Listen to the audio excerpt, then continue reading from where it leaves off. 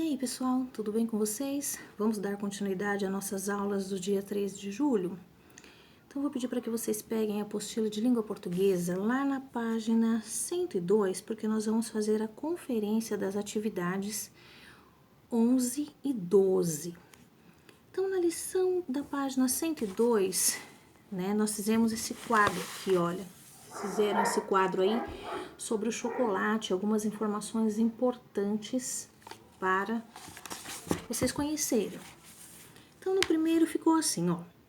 O país que mais consome chocolate é a Suíça. Cada cidadão, é a palavra correta aí, cada cidadão come 9 quilos de chocolate por ano. No segundo, M&M's chocolate, tá lá. Em 1940, os primeiros M&M's começaram a ser vendidos nos Estados Unidos.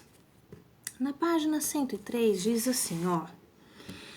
No Império Azteca, o chocolate era mais valioso que o ouro e a prata. Depois assim, ó, o maior produtor de cacau é a Costa do Marfim, país africano responsável por 32% da produção mundial. No século XVI, médicos europeus recomendavam chocolate contra febre e dores de estômago. Tá? Então, aí vocês completaram direitinho, ok, pessoal? E aí nós vamos para a página 104, que fala daquele diálogo, né? O que você gostaria de perguntar para o senhor Willy Wonka. Aqui não existe uma resposta correta, é resposta pessoal. Você imaginou que você gostaria de perguntar para ele, então você criou aqui o seu diálogo. E na questão 2, você deve ter descrito aí, conforme a sua imaginação, como é o senhor Willy Wonka. Ok, pessoal? Então, finalizada a correção, nós vamos voltar agora para o conteúdo. Nós vamos lá no conteúdo da página 63. 63 de língua portuguesa ainda, nós vamos falar sobre a hora do texto. Aqui nós temos mais um pouquinho da literatura de Roald Dahl, tá? Que é o criador, né, de Willy Wonka, tá? Além da obra que você acaba de conhecer nesta unidade, outras fantásticas histórias foram escritas por Roald Dahl. Que tal conhecer algumas delas a seguir? Então, nós temos aí James e o Pêssego Gigante. Ó, depois que seus pais são atropelados por um rinoceronte, James vai morar com 2 tias velhas e horrorosas em uma casa no alto de um morro. Certo dia, em uma árvore seca do jardim, nasce um enorme pêssego habitado por estranhos insetos tamanho família. Com esses bizarros amigos, James parte para loucas aventuras em uma viagem transatlântica rumo a Nova York a bordo do pêssego gigante. Depois vem aí, as bruxas, ó. O maior desejo de uma bruxa de verdade é acabar com as crianças que circulam no território dela. Quando criança, o narrador teve 2 encontros com bruxas. Do primeiro saiu ileso, no segundo a grã-bruxa o transformou em um rato. Em vez de se deprimir, ele aproveitou sua nova aparência para, junto com a avó, acabar com as bruxas do mundo todo. Então você vai ouvindo a história, observando a capa aí, dessas obras, desses livros que você vai ter que escolher depois. Então, o BGA, o Bom Gigante Amigo, diz assim: ao acordar, Sofia dá de cara com o ser humano mais alto que já vira. O que ela não sabia é que ninguém pôde ver um gigante sem se tornar seu prisioneiro. Ela vai parar na terra dos gigantes sob os cuidados do Bom Gigante Amigo, o BGA. Lá conhece alguns gigantes assustadores e, com a ajuda de BGA e da rainha da Inglaterra, inventará um plano para enfrentá-los. Depois, na página 64, tem o meu preferido, Matilda. Matilda adora ler, mas seus pais só viam televisão e achavam estranho o fato de a menina gostar tanto de livros. A diretora da escola não acreditava que uma criança pudesse saber tanto. Depois de muito tentar se desvencilhar da tirania dos pais e da diretora, Matilda acabou encontrando a compreensão de uma professora fofa, maravilhosa. Depois tem o próximo, a girafa, o pelicano e eu. O menino Billy se associa a uma girafa de pescoço elástico, um pelicano de bico mágico e um macaco dançarino, donos da incrível companhia de limpeza de janela sem escada. Um dia eles são chamados para limpar as 677 janelas do palácio de um duque. A partir de então, Billy viveu ao lado dos amigos as aventuras mais atrapalhadas e os dias mais felizes de sua vida. Você vai observando que tem umas estrelinhas aí do lado. Você vai ter que pintar, depois eu vou explicar por quê. Próxima obra, O Fantástico Senhor Raposo. No vale havia 3 fazendas que pertenciam a 3 fazendeiros mesquinhos, Boque, Bunco e Bino. Numa colina acima do vale moravam seu raposo, Dona Raposa e suas 4 raposinhas. Esta é a história de como seu raposo enfrentou as pás e os tratores dos 3 fazendeiros para continuar alimentando sua família. Deve ser interessante também, né? Charlie e o grande elevador de vidro.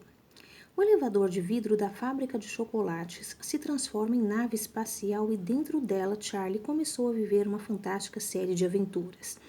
Ele vence os perigosos quínidos vermicosos e de volta à Terra é homenageado na Casa Branca. Vê-se então as voltas com Vita Wonka, invenção maluca que até altera o correr do tempo.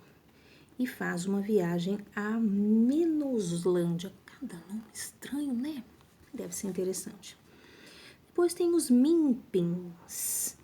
Observe que aí antes de PIB aqui na nossa língua portuguesa deveria ser M, mas aqui é o nome de um livro estrangeiro, então por isso aqui antes do P está o N, mas no caso aqui para nós seria o M, tá? Burlando a vigilância da mãe e vencendo o medo, um dia Billy penetrou na terrível floresta que ficava perto de sua casa. Lá ficou conhecendo os Mimpins, uma gentinha minúscula cujo único inimigo era o terrível triturador. Voando nas costas de um cisne, Billy conseguiu livrar os seus amigos do monstro devastador. Então você ouviu a leitura da professora, você pode conhecer várias obras aí, tá? De Roald Dahl. Na página 65, vem a lição. Você vai fazer para mim assim, ó. Questão 1. Você acabou de ler as sinopses de algumas obras de Roald Dahl. Para você, qual é a função desse gênero textual? O que vocês acham? O que vocês acham? Para que serve essas sinopses aí? Sinopses são textos pequenininhos que trazem um comentário rápido e curto sobre um filme ou um livro, história, né? Então, você acabou de ler essas sinopses. Para você, qual é a função desse gênero textual? O que vocês acham? Trazer informações sobre as histórias do livro e do filme? Eu acho que é mais isso mesmo, né? Questão 2. Troque ideias com a turma a respeito de características que são próprias do gênero sinopse. Depois registre ao menos 2 delas. Então, o que vocês podem colocar? É um pequeno texto que traz informações, né, ou que traz um resumo sobre a obra que será lida ou assistida, com frases curtas. Pronto, são 2 características. Ou então que não traz a opinião de quem escreveu a sinopse, no caso. Ok, pessoal?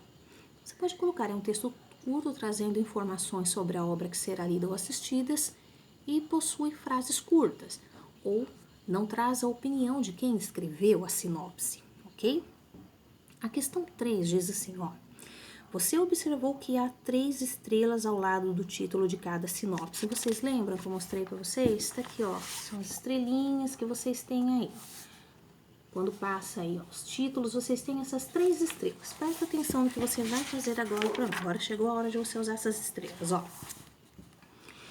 Você observou que há 3 estrelas ao lado do título de cada sinopse? Pinte-as de acordo com o grau de interesse que o texto lhe despertou para a leitura da obra. Pense assim. 1. Você vai pintar apenas uma estrelinha. Esta parece ser uma boa história, mas é uma boa história. Bom, 2 estrelas. Gostei. Assim que possível, eu lerei essa história. Mas se você pintar as 3, uau, quero ler essa história agora mesmo. Ela deve ser muito interessante. Então, você pintou todas as estrelas, tá? Você tem que fazer isso com todas as obras, por isso tem que prestar bastante atenção na leitura. A última questão da página 65 diz assim, ó. Escolha um dos livros que você marcou com 3 estrelas e explique o que mais chamou sua atenção na sinopse para que você se sentisse atraído a fazer essa leitura. Vamos supor, eu gostaria, como eu já conheço alguns, eu vou escolher então James e o Pêssego Gigante, tá? Então eu vou falar lá que eu achei muito interessante, eu gostaria de saber, né, o que que aconteceu depois que os pais foram atropelados por um rinoceronte, né? O que que aconteceu depois disso? O porquê, o nome do livro, Pêssego Gigante, o que que tem a ver esse pêssego gigante? Então eu gostaria de entender melhor essa história. Então, pessoal, a aula de português hoje é só isso, só que você tem que ler a sinopse, né, o resumo de cada uma dessas obras aqui de Roald Dahl, ok? Nós temos 1, 2, 3, 4, 5, 6, 7, 8 resumos de livros aqui. Quero que você leia ou ouça a leitura da professora com bastante atenção e faça as suas atividades, ok, pessoal? Página hoje 63, 64 e 65. Então, por hoje, a nossa aula de português é só. Beijo para você. Tchau!